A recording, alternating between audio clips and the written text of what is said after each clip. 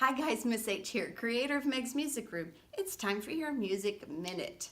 Today I'm teaching you how the trumpet works. So let's pretend first that we're Miss Frizzle and her kids, and let's shrink down really small and we're going to take an adventure through the trumpet. So a trumpet player buzzes his lips and shoots air through the instrument.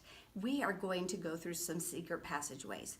The first time he blows it, he doesn't push any valves down. So we're going to go like this, whee! And then we come out the back, woo!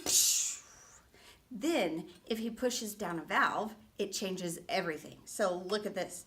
This is for this secret passageway. If you push down this one, it's for this little tiny secret passageway. And this one does the long secret passageway. But you can also do combinations. So if you push down all three valves, we get to go through all the secret passageways. So we'll start here. We go like this. Then we go woo, wee, woo, whoop, splat.